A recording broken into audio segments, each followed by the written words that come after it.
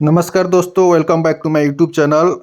आज हम सभी बीपीएससी टीआरई 3 को लेकर बात करेंगे, जिसका एग्ज़ाम 19 से 22 जुलाई तक हुआ है। अभी ओएमआर शीट भी अपलोड नहीं किया गया है। देखिए, आज कल में ओएमआर शीट अपलोड कर दी जाएगी। और क्या क्या ज़रूरी दस्तावेज़ है और क्या ज़रूरी अगर नहीं है दस्तावेज़ तो अफिडेविट लगेगा कि नहीं लगेगा, उसके बारे में आज हम लोग विस्तृत जानकारी करेंगे। अगर कोई डॉक्यूमेंट आपके पास नहीं है तो उसके साथ एफिडेविट लगा देते हैं, तो कब तक कितने दिनों बाद आपको जमा करना होगा, उसके बारे में आज हम लोग जानेंगे, विस्तृत जानेंगे। अगर आप मेरे चैनल को पहली बार विजिट किए हैं तो लाइक सब्सक्राइब और शेयर जरूर करें। जो जरूरी डॉक्यूमेंट है उसको लेकर के हम बात कर लेते हैं। देखिए यहाँ पे दूसरे नंबर पे आयोग के द्वारा किसी भी समय मांगे जाने पर अभ्यर्थियों को सक्षम प्राधिकारी द्वारा निर्गत अनिम्नलिखित प्रमाण पत्रों की मूल प्रतियां सत्यापन हेतु प्रस्तुत करना अनिवार्य होगा। ठीक है, यानी कि डीबी के टाइम पे ये चीज़ आपको चाहिए। कौन कौन से डॉक्यूमेंट चाहिए उसको देख लेते हैं। यहाँ पे देखिए पहले नंबर पर कि मैट्रिक का प्रमाण पत्र या अंक पत्र, जन्मतिथि के साक्ष्य के लिए, आपकी डेट ऑफ बर्थ को चेक करने के लिए और आपके आधार कार्ड में डेट ऑफ बर्थ क्या है उसको चेक करने के लिए आपका हाई स्कूल का जो है चाहिए प्रमाण पत्र। ठीक है, विज्ञापन के अनुरूप शैक्षणिक प्रशैक्षणिक योग्यता एवं शिक्षक पात्रता या दक्षता परीक्षा उत्तीर्ण के अनुरूप सक्षम प्राधिकारी द्वारा निर्गत प्रमाण पत्र है। ठीक है, यानी कि जो आप लोगों ने विज्ञापन के टाइम पे जो आपको शैक्षिक प्रशैक्षणिक योग्यता एवं शिक्षक पात्रता परीक्षा का प्रमाण पत्र आप लोगों ने लगाया है, उसके जो है सक्षम प्राधिकारी द्वारा निर्गत प्रमाण पत्र आपके पास होने चाहिए। ठीक है, उसके बाद देखिए विज्ञापन के अनुरूप शैक्षणिक प्रशैक्षणिक योग्यता के एवं शिक्षक पात्रता दक्षता परीक्षा उत्तीर्ण के अनुरूप सक्षम प्राधिकारी द्वारा निर्गत अंक पत्र। ठीक है, यहाँ पे दिया गया अंक पत्र, इसके दिया गया है यहाँ पे निर्गत प्रमाण पत्र। ठीक है, ये चीज़ हो गई। यहाँ तक चीज़ आप समझ गए होंगे, तीनों पॉइंट। अब देखिए यहाँ चौथे नंबर पॉइंट पे आप देख पा रहे हैं कि चौथे नंबर में लिखा है कि पिछड़ा वर्ग, अत्यंत पिछड़ा वर्ग के उम्मीदवारों के लिए क्रीमिलेयर रहित प्रमाण पत्र, महिला उम्मीदवारों के लिए पिता के नाम एवं पता से निर्गत क्रीमिलेयर रहित प्रमाण पत्र दावा करने की स्थिति में, यानी कि जो भी यहाँ पे महिला कैंडिडेट हैं उनके पिता के नाम एवं पता से निर्गत क्रीमिलेयर रहित प्रमाण पत्र आपके होने चाहिए। और वो भी दावा करने की स्थिति में, अगर आप लोगों ने फॉर्म अप्लाई करते टाइम पे ये दावा किया होगा कि हमें जो है इसके लिए जो है आरक्षण संबंधी छूट मिलनी चाहिए, तो आपको मिलेगा। यहाँ देखिए 5वें नंबर पे पिछड़ा वर्ग, अत्यंत पिछड़ा वर्ग एवं उम्मीदवारों के लिए क्रीमिलेयर रहित घोषणा पत्र, विगत 1 वर्ष से पूर्व क्रीमिलेयर रहित प्रमाण पत्र होने पर, ठीक है, या दावा करने की स्थिति में, यानी कि किसी भी आरक्षण संबंधित आपको छूट चाहिए तो आपके पास साथ ही प्रमाण पत्र होने चाहिए। साथ ही साथ आपको जो है फॉर्म अप्लाई करते टाइम पे आपको दावा करना पड़ेगा, यानी कि आप लोगों ने किया होगा दावा तो आपको मिलेगा, अन्यथा नहीं मिलेगा। अनुसूचित जाति यानी कि SC ST के उम्मीदवारों के लिए जाति एवं अस्थायी निवास प्रमाण पत्र। ठीक है, और महिला उम्मीदवारों के लिए पिता के नाम एवं पता से निर्गत जाति एवं अस्थायी निवास प्रमाण पत्र दावा करने की स्थिति में। अब यहाँ पे दिया क्या गया है कि SC ST के जो कैंडिडेट हैं उनकी जाति एवं अस्थायी निवास प्रमाण पत्र, देखिए महिला उम्मीदवारों के लिए उनके पिता के नाम से, अगर किसी महिला की शादी हो चुकी है फिर भी वो अपने पिताजी के नाम से, ठीक है, उनके पिता के नाम एवं पता से निर्गत जाति एवं अस्थायी निवास प्रमाण पत्र चाहिए। ठीक है, न कि उनके ससुराल के ससुर से। ठीक है, अगर आपकी शादी हो गई है, कोई महिला है उनकी शादी हो गई है, तो अपने मायके से ही अपने पिताजी के नाम से ही वो अपना ये सारा चीज़ कराएंगे, यानी कि आपका जो है नाम पता से निर्गत जाति एवं अस्थायी निवास प्रमाण पत्र बनेगा, न कि आपके ससुराल से। यहाँ देखिए 7 नंबर पे कि आर्थिक रूप से कमजोर वर्ग EWS का दावा करने वाले आवेदक बिहार सरकार की अधिसूचना संख्या जो है 26/22 दिनांक 26/2/2000 के आलोक में विहित प्रपत्र में सक्षम प्राधिकारी द्वारा निर्गत तत्संबंधी प्रमाण पत्र दावा करने की स्थिति में। उसके बाद देखिए दिव्यांगता से संबंधित विहित प्रपत्र सक्षम प्राधिकारी द्वारा निर्गत वैध प्रमाण पत्र दावा करने की स्थिति में। ठीक है, यानी कि दिव्यांगों के लिए चीज़ें बताई गई हैं।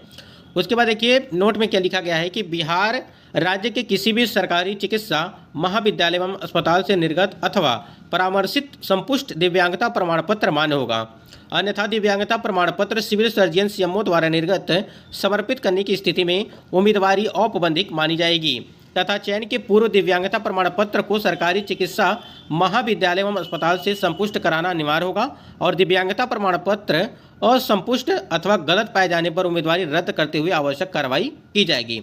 ये यहाँ पे दिव्यांगता प्रमाण पत्र बनवाने के लिए कहाँ से आपको बनवाना है ये सारी जानकारी दी गई।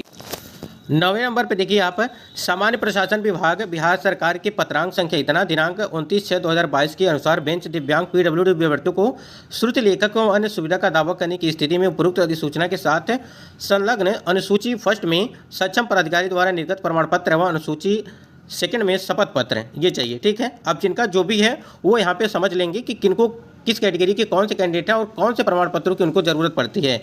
भूतपूर्व सैनिकों को उम्र सीमा में छूट का दावा करने की स्थिति में तत्संबंधी प्रमाण पत्र चाहिए। उसके बाद यहाँ पे सरकारी सेवकों को उम्र सीमा में छूट का दावा करने की स्थिति में तत्संबंधी प्रमाण पत्र।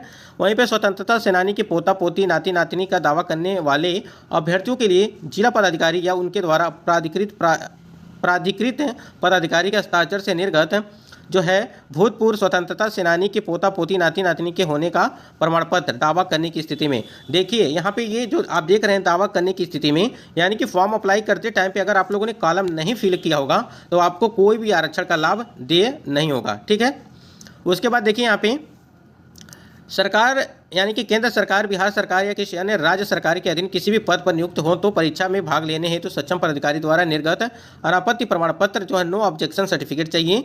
उसके बाद यहाँ पे देखिए फोटोयुक्त पहचान पत्र, जैसे आपका आधार कार्ड हो गया, ड्राइविंग लाइसेंस हो गया, वोटर ID कार्ड हो गया। सबसे कंपलसरी आपका है कि आधार कार्ड आपके पास होना चाहिए प्लस मोबाइल नंबर लिंक होना चाहिए। ठीक है, आधार कार्ड और मोबाइल नंबर जो है लिंक होना चाहिए, क्योंकि जब आपका डॉक्यूमेंट वेरिफिकेशन कराया जाएगा तो वहाँ पे आपको एक OTP दी जाएगी, उसी OTP से आपके सारे काम होने वाले हैं। हाल का ही खींचा हुआ 2 फोटो, ठीक है, फिर लिखित परीक्षा के लिए परीक्षा के लिए भरे एवं डाउनलोड किए गए आवेदन की प्रति और लिखित परीक्षा के लिए निर्गत एडमिट कार्ड, यानी कि जो आपका एडमिट कार्ड BPSC TRE 3.0 री एग्जाम का एडमिट कार्ड चाहिए। फिर आपको जो है वहाँ पे जो आप वाटर मार्क वाला जो आपका होगा, ठीक है, वाटर मार्क का जो डॉक्यूमेंट होगा वो BPSC के ऑफिशियल साइट पे आपको बहुत ही जल्द देखने को मिलेगी। अभी जो है ऑफिशियल साइट पे वो चीज़ें नहीं आई हैं कि जो आपके प्रमाण पत्र, मान लीजिए आपने प्रमाण पत्र यहाँ पे जो अपलोड किया होगा उसमें जो है आपके वाटर मार्क आएंगे BPSC आयोग का। 7वें नंबर पे पॉइंट पे आप देख पा रहे हैं यहाँ पे देखिए प्रमाण पत्रों की जाँच। नियुक्ति प्राधिकारी या दायित्व होगा कि नियुक्ति पत्र निर्गत करने के पूर्व प्रशैक्षणिक योग्यता एवं शिक्षक पात्रता दक्षता परीक्षा उत्तीर्ण होने संबंधी प्रमाण पत्रों सहित अन्य प्रमाण पत्रों की यथा आवश्यक जांच करा लेंगे। देखिए प्रमाण पत्र जाली या गलत पाए जाने की स्थिति में नियुक्ति रद्द करते हुए वेतनादि के मद में दिए गए राशि की वसूली Bihar and Orissa public demand recovery act 1914 के प्रावधानों के तहत करते हुए अन्य कानूनी कार्रवाई भी की जाएगी। अगर आपके प्रमाण पत्र गलत पाए जाते हैं, मान लीजिए आपकी नियुक्ति हो गई, अगर गलत पाए जाते हैं तो कहीं ना कहीं आपके ऊपर कार्रवाई की जाएगी। साथ ही साथ आपको जो है उतना भुगतान जो है पे करना पड़ेगा जो आपने सैलरी उठाया है। तो यहाँ पे जो भी चीज़ें हैं ये सारी चीज़ें ऑफिशियल हैं। तो एक चीज़ यहाँ पे मोटी मोटा बता देते हैं आपको। देखिए यहाँ पे समझ लीजिए, जैसे मान लीजिए आपका 10वीं का अंक पत्र और मूल प्रमाण पत्र चाहिए, ठीक है, यहाँ पे समझ लीजिए।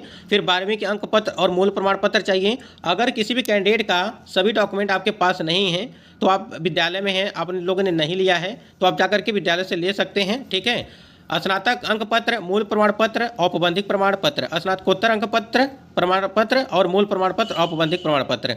फिर देखिए B.Ed हो गया, DLED अंक प्रमाण पत्र और मूल प्रमाण पत्र, औपबंधिक प्रमाण पत्र। ठीक है, जाति प्रमाण पत्र आरक्षित अभ्यर्थियों के लिए। देखिए जो अदर स्टेट के कैंडिडेट है, ध्यान दीजिएगा, जो अदर स्टेट के कैंडिडेट हैं उनको जात आय निवास की कोई ज़रूरत नहीं है, क्योंकि ये आरक्षित अभ्यर्थियों के लिए है जो बिहार के कैंडिडेट हैं। जाति प्रमाण पत्र, आवासीय प्रमाण पत्र, दिव्यांगता प्रमाण पत्र, फिर आधार कार्ड होगा आपका, फोटो 4, पैन कार्ड चाहिए, यानी कि आपके जो है आइडेंटिटी कार्ड जो होगा वहाँ पे यहाँ पे जांच करने के लिए, सीटेट या स्टेट का प्रवेश पत्र, अंक पत्र, प्रमाण पत्र, स्टेट बैंक का पासबुक या चेकबुक चाहिए। तो ये इतनी चीज़ें आपको चाहिए डॉक्यूमेंट वेरिफिकेशन के टाइम पे। अगर कोई चीज़ छूट गया तो आप कमेंट सेक्शन में करिएगा, या आपको कोई सवाल इससे रिलेटेड तो आप कमेंट सेक्शन में जरूर करिएगा इसके लिए। बाकी देखिए आपकी जो कट ऑफ है वो ध्यान दीजिएगा, अगर किसी कैंडिडेट का यहाँ पे 70 के आसपास जो आपकी बन रही है, मतलब कि अनरिजर्व कैटेगरी की बात करें, देखिए अनरिजर्व कैटेगरी में आपको पता है कि सभी सब्जेक्टों में है सबसे ज़्यादा कट ऑफ जाने वाली है,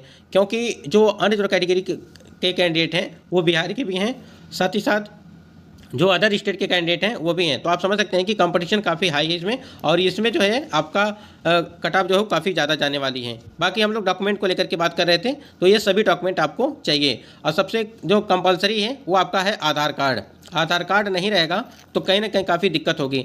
अगर आपके प्रमाण पत्र में कोई छोटी मोटी मान लीजिए स्पेलिंग में मिस्टेक हो गया या कोई और त्रुटियां हो गई, ठीक है, तो आप एफिडेविट बनवा करके काम चला सकते हैं, ठीक है, प्रोविजनल भी काम चलेगा। और लेकिन कोशिश करिएगा कि आपके पास ओरिजिनल होने चाहिए तो और ही बेस्ट रहेगा।